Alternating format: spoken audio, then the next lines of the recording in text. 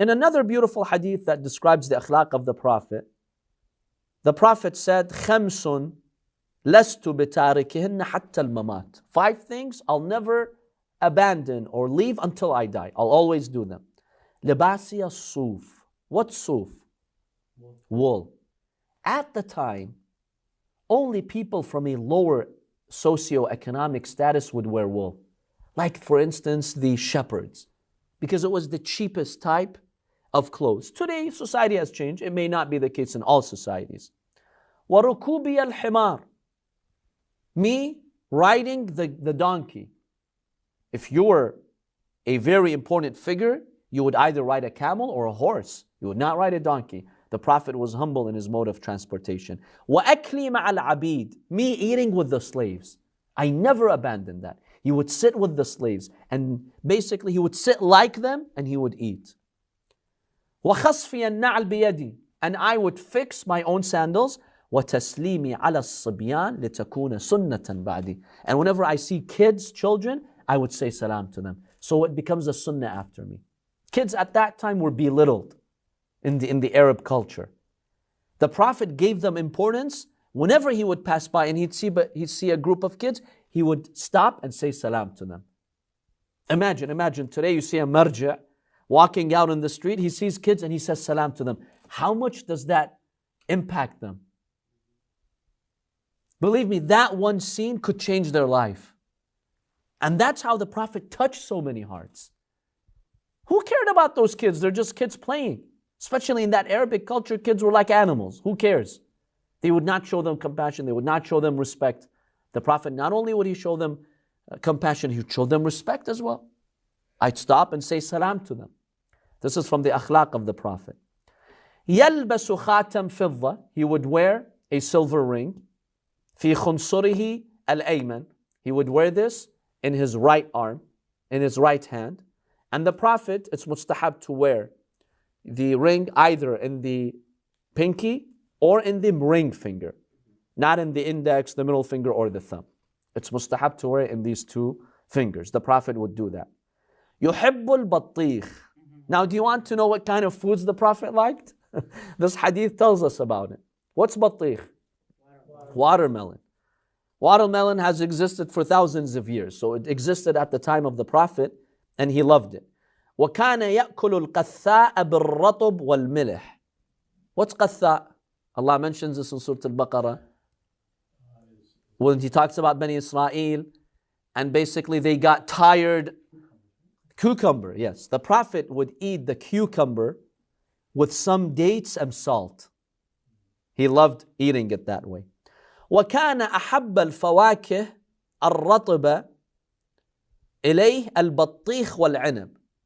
When you talk about the fruits, the fresh fruits, the most beloved amongst them to the Prophet was watermelon and grapes. By the way, it's highly mustahab to eat grapes. One of the effects of grapes in our hadith, يُفَرُّحُ الْقَلْبِ. If you feel sad, depressed, one way to address depression is what? To eat grapes. Makes you in a better state. It changes your mood. It improves your mood.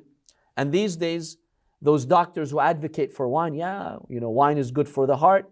Well, yeah, grapes are good for the heart, not because it's wine. You see how they've twisted it? وَأَكْثَرُ طَعَامِهِ الْمَاءُ وَالتَّمْرُ. But if you want to know about his drink and food, it was just water and tamr. Sometimes he'd occasionally eat these fruits. وَكَانَ يَتَمَجَّعُ اللَّبَنَ بِالتَّمْرِ وَيُسَمِّيهِمَا الْأَطْيَبَيْنِ. The Prophet ﷺ would put the dates in milk and he would drink them. It's like a nice smoothie that the Prophet ﷺ would drink. And he would like, of course, meat. What type of meat? Lamb. The Prophet liked lamb, especially the shoulder of the lamb. And amongst the vegetables that the Prophet really liked, and it's the food of prophets, is what? Al-qara'. What's qara'? Pumpkin? Squash or pumpkin. The yellow squash or the pumpkin. Yaqteen or qara'.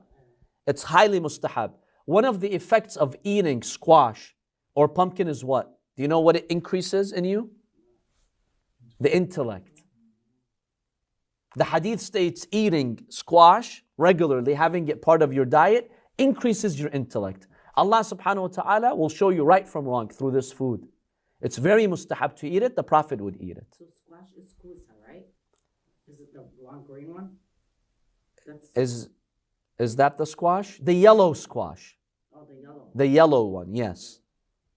القرع أو اليقطين. It's kind of like the pumpkin, yes.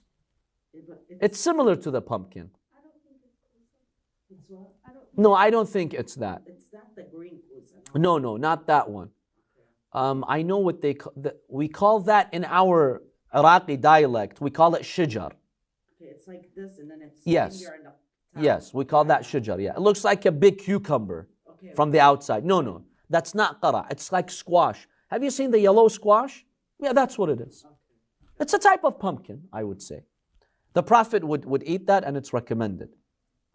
So he would love also lamb. He sometimes, very often, very seldom, of course, very rarely would the Prophet eat meat. But when he would eat meat, he would choose lamb. يجالس الفقراء, he sits with the poor. ويؤكل المساكين, he eats with the destitute. ويناولهم بيده, he would feed them with his own blessed hands. Would you do that? People who are poor, they're eating in a circle. You sit with them and you feed them.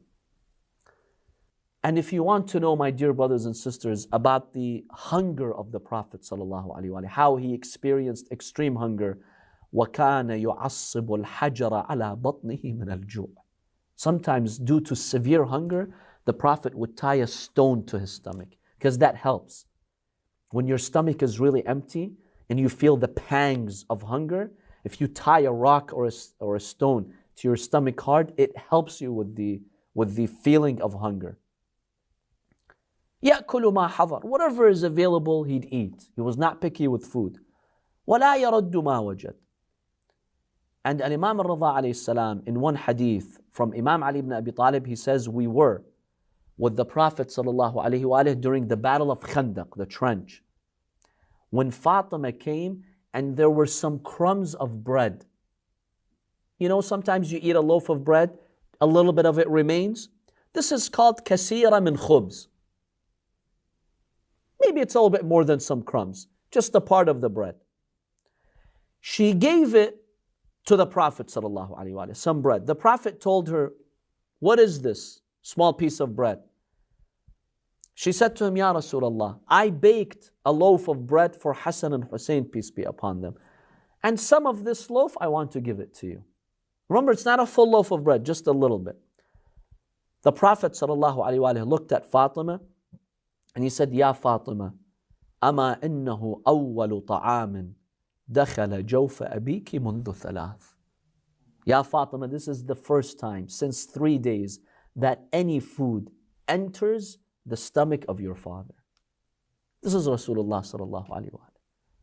And remember, this is not the early days of the Ba'tha when the Prophet was under the boycott. This is in Medina, the year of the Battle of the Trench. But this is the humbleness of the Prophet. He would go through hunger to show his humbleness to Allah, and because there were others more in need, whatever he had, he would give it to them. Aisha even confirms this. She narrates, مَا شَبِعَ آلُ مُحَمَّدٍ. She said, the family of Muhammad never became full. ثَلَاثَةَ أَيَّامٍ تِبَاعًا حَتَّى لَحِقَ بِاللَّهِ عَزَّ وَجَلَّ.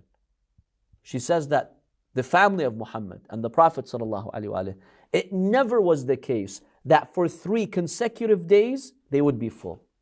Never did that happen. If one day they'll eat, well, maybe a little bit more, it was just that day. Next day it was hunger. 3 days would not pass and the Prophet would experience, being satiated from his hunger.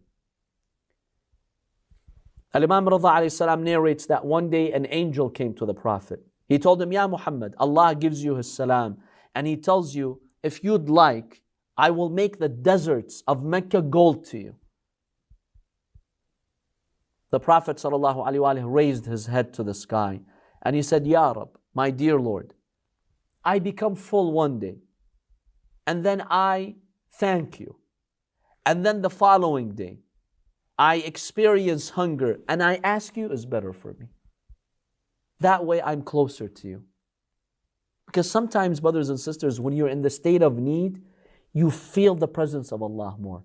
If you're always full and your needs are always met, you feel self-sufficient, You feel distracted from God. You feel like you don't need Allah subhanahu wa ta'ala. Sometimes it's healthy to put yourself in need. It's okay. You know, today we have a policy that always the fridge has to be full. In fact, it's aib if it's not full in some cultures. This is wrong. It's okay. We waste so much food. Why is it that your house and the kitchen cabinets and the refrigerator has to always be full with food? Why? Who said that? Yeah, say it, but I always need to be ready to make dinner, make breakfast. I need to have everything. Okay. What if one night you don't have that full dinner? What's going to happen? Is it the end of the world? Eat some bread, a glass of milk, that's fine. No, we have to have always everything ready. That's why we're distracted from Allah subhanahu wa ta'ala. Always allow yourself occasionally to experience need. That way you'll think of other people. See, even fasting, my dear brothers and sisters, these days it's become a routine. You fast, but you know that huge meal waits for you at the end of the day. It's not really having that impact like it did in the past. It's become a culture. To combat that, sometimes let your fridge be empty, that's okay. That's fine. And train your kids that it's okay if one day you'll sleep a little bit hungry or you don't have the dish that you want. It's fine. There are millions of kids that starve. Let's feel their pain. That's a lot more effective. And the Prophet was like that. وَلَا يَلْبَسُ ثَوْبَيْنِ. The Prophet would never wear two types of garments. Only one type. Because he was very humble. And he would wear garments that were mainly white. The Prophet liked the color white. And he would wear a turban as well. He also had one garment only for Fridays. The Prophet ﷺ, on Fridays, especially when he would be giving the sermon, he had one garment only for that occasion. And whenever he'd buy a new garment, whatever other garments he had, he would donate them. He would not keep gathering and accumulating the garments in his closet like we do today. Some people, you open their closets, mashallah, 50 suits, 70 suits. The sisters, I'm not even going to enter that field. Some of them, mashallah, 30, 40, 50 pairs of shoes. You know, they don't even have room in their closets.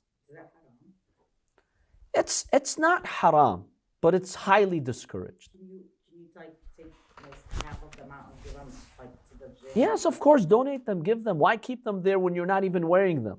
And remember, if 1 year passes, you have to pay khums on them. Many of our closets, they incur khums on us. Because I know some people, they themselves say, sometimes 2 years pass, I don't touch, those clothes. So you don't need them. Why are you keeping them? Why? And the thing is, they keep buying more clothes. Okay, you can have 50 suits if you're actually wearing them. If a person says, I have a policy, every single day I'll wear a new suit. Fine, that's not israf. You're not being wasteful. Okay, you're not being too humble either, but you're not being wasteful. But for you to have 50 suits and you don't wear them, you're only wearing a few, and the remaining are just being wasted, yeah, that's problematic. That is a wasteful type of spending. So the Prophet ﷺ, whenever he would buy a new garment, he would definitely make it a point, whatever current garments he had, he would donate them.